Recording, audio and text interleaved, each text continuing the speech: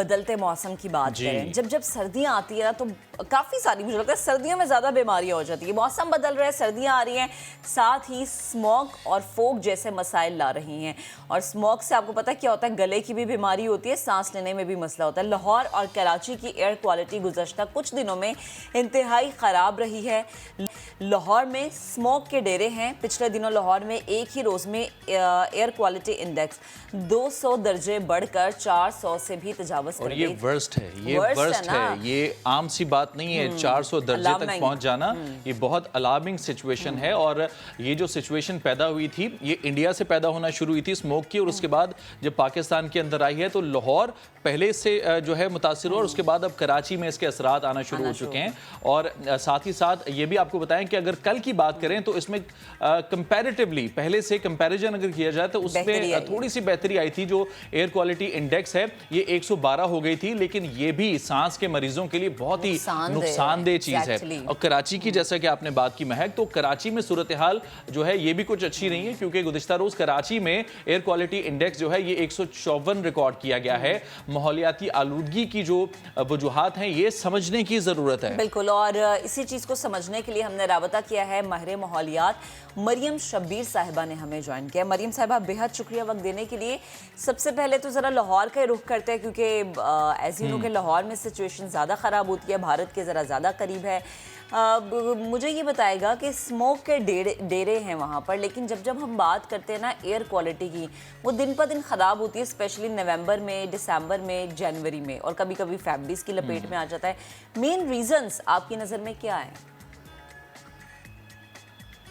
बाकी आप तो आपकी सबसे मेजर जो कंट्रीब्यूटर है वो आपकी रोड ट्रांसपोर्ट होती है। ये जो गाड़ियाँ, बाइक्स वगैरह, रिक्शे, ये सब चीज़ें चल रही होती हैं, क्योंकि उसमें एक तो फ्यूल क्वालिटी ठीक नहीं होती, दूसरा उनका नंबर बहुत ज़्यादा हाई होता है। बहुत रश की वजह से भी ये मसले होते हैं। सेकेंड नंबर पर सनतें होती हैं, जैसे कि सीमेंट प्लांट होते हैं, आपके स्टोन क्रशिंग यूनिट्स होते हैं, जो पत्थर काटने वाले इस तरह के वो यूनिट्स होते हैं। और उसके बाद थर्ड नंबर पे आप देखें तो एग्रीकल्चर सेक्टर आपका होता है, जिसमें ये स्टबल बर्निंग किसान वगैरह जलाते हैं, और ब्रेक किल्स आपकी होती हैं। तो ये मेजर रीजंस होती हैं। क्रॉस बाउंड्री भी ऑफ कोर्स आपकी स्मॉग आती है, जैसे कि आपने इंडिया का जिक्र किया होता है, पंजाब में, हरियाणा और इस तरह की चीज़ें हैं जो, और चूंकि वो स्टबल बर्निंग की वजह से और ब्रेक किल्स की वजह से थोड़ा एक्टिवेट करती हैं, लेकिन थ्रू आउट जो है वो पूरे साल की भी अगर आप देखें तो कोई सूरत हाल एयर क्वालिटी अच्छी नहीं होती है। ये थ्रू आउट ईयर ही ये इशू रहता है कि आपको बहुत कम ऐसा, इवन कि इस्लामाबाद में भी बैठे जो कि समझा जाता है कि बड़ा साफ है, आपको 50 0 से 50 जो एक हेल्दी एयर क्वालिटी इंडेक्स होता है वो आपको बहुत कम मिलता है। शायद साल में आपको 2 से 3 दिन ओवरऑल ऐसे मिले जिनमें ये एयर क्वालिटी इंडेक्स अच्छा होता है। ओवरऑल सारे ही शहरों की सूरत हाल बुरी है। अच्छा मरियम, एयर क्वालिटी इंडेक्स की बात हो रही है, तो हमारे नाजरीन की रहनुमाई के लिए जरा बता दीजिएगा ये जो टर्मिनोलॉजी है ये किस चीज के लिए यूज की जाती है? नॉर्मल जो एयर क्वालिटी इंडेक्स है मिनिमम से मैक्सिमम ये कितना होना चाहिए? और जैसा कि हमने बताया कि लाहौर में 400 तक पहुंच गया था ये एयर क्वालिटी इंडेक्स, ये कितना ज्यादा खतरनाक है? जी, air quality index basically technical term है जिसमें आप बताते हो कि आपकी जो हेल्दी एयर है, जिसमें पोल्यूटेंट्स हैं, मेनली पार्टिकुलेट मैटर्स, और भी पोल्यूटेंट्स होते हैं, लेकिन मेनली पार्टिकुलेट मैटर 2.5 और 2.10 होता है, सॉरी 10 होता है, जो कि नेकेड आई से आप नहीं दे सकते, वो इसमें होता है। तो जो हेल्दी एयर क्वालिटी इंडेक्स है वो 0 से 50 के बीच होना चाहिए। इसका मतलब है आपकी हवा साफ है, आप उसमें सांस ले सकते हैं बगैर परेशान हुए।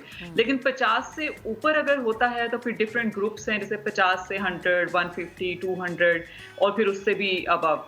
तो ये जो 50 से ऊपर जितना भी होगा वो अनहेल्दी होगा। 50 से 100 अगर आप बात कर लें तो वो सेंसिटिव लोगों के लिए कहा जाता है अनहेल्दी है। अगर आप सेंसिटिव नहीं हैं पोल्यूशन से बहुत ज़्यादा, तो वो आपके लिए नॉर्मल है, आप सर्वाइव कर सकते हैं।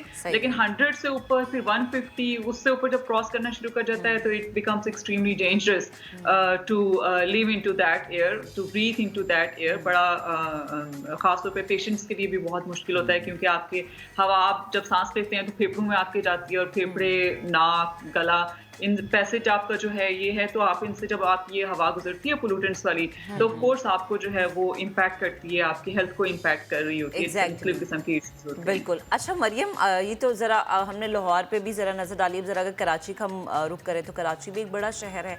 यहाँ पर आपको क्या लगता है इसकी मेन रीज़न क्या है? हमारा ख़राब ट्रांसपोर्ट सिस्टम है, धुआं छोड़ती गाड़ियाँ हैं? आपकी नज़र में कराची में एयर क्वालिटी ख़राब होने की मेन वजह क्या है, और शहरी इसको बेहतर बनाने में क्या किरदार अदा कर सकते हैं? जी, जैसा कि मैंने वजूहात बताई लाहौर की, वही आपकी ओवरऑल रिसर्च ये बताती है कि ओवरऑल यही आपकी कंट्रीब्यूटिंग फैक्टर्स होते हैं। जैसे कि आपने खुद मेंशन किया कि गाड़ियां हैं जो धुआं छोड़ती हैं, तो गाड़ियां एक तो धुआं तो छोड़ती हैं ही, वो आपके इंजन ठीक नहीं होता, आपकी फ्यूल क्वालिटी ठीक नहीं होती, जिसकी वजह से पोल्यूशन आपकी हवा में जा रही होती है। स्टोन क्रशिंग यूनिट्स होते हैं आपके, जिनकी वजह से और इसके अलावा सनतें जो आपके पोल्यूटेंट्स एमिट कर रही होती हैं, ये सारे ऑफ कोर्स कंट्रीब्यूट कर रहे होते हैं। तो हर एक शहरों में यही वजह होती है, और हम हमेशा शहर ही कहते हैं। आप देखें कि इसमें आपको देही इलाके बहुत कम हैं जो ऐसे मिलेंगे जिसमें आपको एयर क्वालिटी इंडेक्स इतना खराब मिले, और उसकी वजह ये होती है कि उसमें वेजिटेशन का एक डिफरेंस थोड़ा फैक्टर आ जाता है, क्योंकि इस मौसम में देखें तो किसान जो है वो ऑफ कोर्स गाँव में भी ये जला रहे होते हैं, तो थोड़ा बहुत इशू तो वहाँ पर भी होता है। लेकिन चूँकि वो बहुत ज़्यादा प्रोमिनेंट इसलिए नहीं हो जाता गाँव वगैरह में, क्योंकि वहाँ पर आप देखें वेजिटेशन होती है, आपके दरख्त बहुत ज़्यादा होते हैं, करीब में जंगल होते हैं, जिसकी वजह से जो है वो उसमें बहुत ज़्यादा वो ये इशू हाईलाइट नहीं होता। लेकिन शहरों में हाउसिंग सोसाइटीज़ वगैरह भी हम डेवलप कर रहे, हम नहीं होते जो हैं वो डेवलप कर रहे होते हैं, तो वो आपके दरख्त काट देते हैं, आपके ग्रीन बेल्ट्स ख़त्म कर देते हैं। तो ये भी आपके एडिशनल कंट्रीब्यूटिंग फैक्टर्स होते हैं। इसके अलावा एक जो बहुत कम एरिया जिसके बारे में बात की जाती है, वो आपका कूड़ा क्रिकेट है, जिस पे बहुत कम रिसर्च है। वो जला दिया जाता है, आप देखें उसमें प्लास्टिक होता है, उसमें आपके घर का वेस्ट होता है, दूसरा वेस्ट होता है, वो जला दिया जाता है। तो जलाने से जो आपके एमिशंस होते हैं, मिट होते हैं, उस पर बहुत ज़्यादा तवज्जो देने की ज़रूरत है। वो बहुत मेजर वो भी कंट्रीब्यूटर होता है इसमें। तो ये कुछ मेनली होते हैं। और शहरी आपने जहाँ तक पूछा किस तरह से किरदार अदा कर सकते हैं, तो ये मेरा ख्याल है कि शहरी ऑफ कोर्स इंडिविजुअल लेवल पर बहुत सारी चीज़ें हो सकती हैं, लेकिन ज़्यादा गवर्नमेंट लेवल पर करने की ज़रूरत है लॉन्ग टर्म। इंडिविजुअल लेवल पे आप यही कर सकते हैं कि, लेकिन वो भी तब हो कि जैसे आपके पास ट्रांसपोर्ट सिस्टम अच्छा हो, पब्लिक ट्रांसपोर्ट अच्छी हो, जो कि जैसे मेट्रो वगैरह या इस तरह के जो प्रोजेक्ट्स हैं, ऑरेंज लाइन जैसे लाहौर में भी है, इस तरह के जो पब्लिक ट्रांसपोर्ट हैं, अगर ये हो जो कि सेफ हो हर तरह के जेंडर के लिए, तो वो आपकी एमिशन में कम कंट्रीब्यूट करेगा। तो कम लोग जो है वो कार्स के ऊपर और गाड़ियों के ऊपर करेंगे। इसके अलावा आपको इंजन्स की क्वालिटी इंप्रूव करने की ज़रूरत है। यहाँ पे फेडरल और प्रोविंशियल गवर्नमेंट्स को अपना रोल प्ले करने की ज़रूरत है कि वो अपने प्रोविंसेस में, ऑफ कोर्स 18th अमेंडमेंट के बाद आपको पता है कि एनवायरनमेंट प्रोविंशियल सब्जेक्ट्स है, तो वहाँ करने की ज़रूरत है। इंडिविजुअल लेवल पे ऑफ कोर्स आप यही कर सकते हैं कि आपकी विसिनिटी में अगर आपके पास स्पेस है घर में, आपके लॉन में, तो आप वहाँ पे मैक्सिमम दरख्त लगा सकते हैं।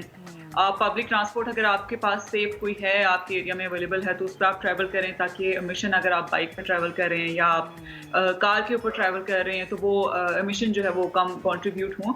और यही इंडिविजुअल लेवल पे या कूड़े को आग ना लगाएं, या इस तरह से चीजें ना करें कि जो प्लांटेशन बड़ा जरूरी है, इसके जो माहौल को ज्यादा इफेक्ट करे, ये आप काम ना करें। जैसे आपने कहा शजरकारी कर सकते हैं, तो हर शख्स अपने अपने तौर पे कोई ना कोई जिम्मेदारी अदा कर सकता है। अच्छा, इसके अलावा मरियम ये बताएगा कि जैसा कि आपने बताया कि 0 से लेकर 50 तक जो है ये नॉर्मल एयर क्वालिटी इंडेक्स है, लेकिन हम ये देख रहे हैं कि शायद बहुत ही कम ऐसे मकामात होंगे जहां पर ये क्वालिटी इंडेक्स देखा जा रहा हो। ऐसे में कहीं पर 150 है, 200 है या 200 प्लस भी है, तो प्रिवेंशंस क्या है? क्या शहरियों को एहतियाती तदाबीर इख्तियार करनी चाहिए? ये भी ज़रा मेंशन कर दीजिएगा।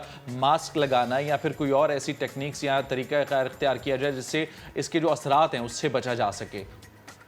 जी बिल्कुल, आपने बिल्कुल सही कहा कि एक तो शहरी मास्क पहने और डबल मास्क पहने जब यहाँ, एक तो आप कोविड से भी महफूज रहेंगे और दूसरा एयर क्वालिटी की वजह से भी आप सर्वाइव कर सकेंगे।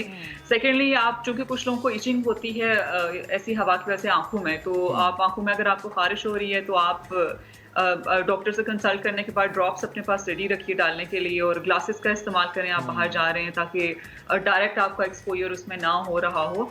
और हाथ मुंह धोएं, ठंडे पानी के छींटे मुंह पे मारें, और आंखों में भी इससे आपको अफाका होगा। और अगर आप अफोर्ड कर सकते हैं, आपके पास पैसे हैं, तो आप एयर प्योरीफायर घर में लगाइए। उससे ये होगा कि हवा का मतलब थोड़ी सी साफ होकर आप तक पहुंच रही होगी। लेकिन इंडोर एयर क्वालिटी के भी ये फोर्स जो है वो आपके पास चैलेंजेस होते हैं। राइट बहुत शुक्रिया आपका, thank you so much Maryam, आपने बहुत डिटेल में एयर क्वालिक्स और इसकी वजूहात के हवाले से हमें आगाह किया।